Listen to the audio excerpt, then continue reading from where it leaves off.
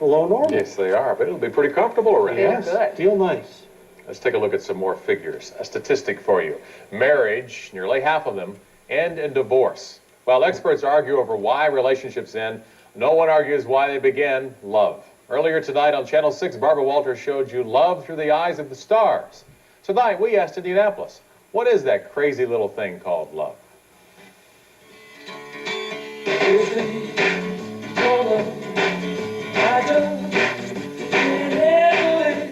You feel crazy.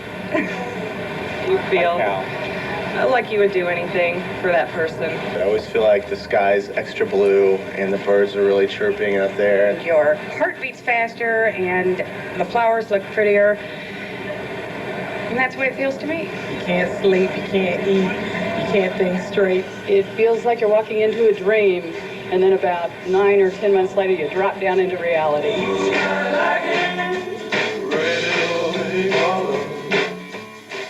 That crazy little thing called love. It touches most of us, changing the way we feel, the way we think, the way we act. But what is love? Sweaty palms, heart beating faster, warm feelings? Love? Experts say no. All of that really is physical, chemistry, sexual attraction. And that's very different than love. But most people in our society equate that kind of thing with love.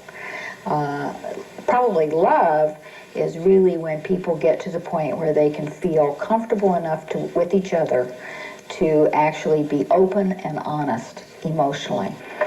If you think sweets from the store, flowers from the florist, and eventually rings from the jeweler come from the heart, think again. Doctors say love begins in our head. Love is a very complex phenomena, and there's a whole bunch of changes that take place in the brain. One obvious system that's involved is the dopamine system. It is a system that's associated with any positive feelings, and love being a very positive experience, this system is very fundamental to that. You guys scored 20? Yes. Yeah, that's great. You're engaged? Yes. Yes? Yes. So you've worked all this stuff out. You have realistic expectations? I think we're both somewhat romantic about it, but we're also a little bit realistic about it, too. We're not going into it expecting it all to be romance and glamour, so I think that helps. And the marriage is in a year? Yes. We wish you luck. We'll do a follow-up and see if you make it. Thank you very much. Meet Paul and Lisa. Their strolls through Indianapolis last summer led to engagement, followed by a recent appearance on the Oprah Winfrey Show, where they were rated as the perfect match.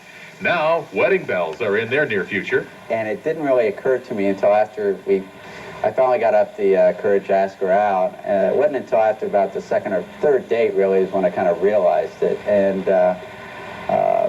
that's when I knew I was in love. During our first date, he was very, he struck me because he was very open, very honest. He asked a lot of questions, and I liked that. He really got to know me, and I really got a chance to know him very early on.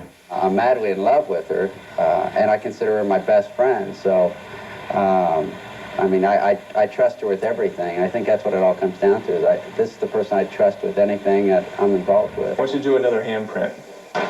Ooh. Mike and Christy's love led to marriage, and eventually, 2 children. They tied the knot 3 years ago. They say their love keeps getting stronger. You fall in love with someone, but after the spark dies, what's left is the decision. You have decided to love and marry this person, so even when things go wrong, it's an unqualified love. Well, you don't always have those real high, lofty feelings for the other person, obviously, and then those times when they are a little bit lower, that commitment is very important. And when I asked Christy to marry me, I think the commitment was a big part of it. Marriage counselors say love goes through 3 stages, beginning with passion, followed by intimacy, then settling into acceptance. It's that 3rd stage, the acceptance of your mate's differences or faults, maybe, that counselors say is the most difficult hurdle for relationships to clear. One other note, you can see Paul and Lisa on Oprah, as you saw there. Oprah on Channel 6 later this summer, and we'll keep you posted on when that show will air. Should be good. We've got to keep you posted. Keep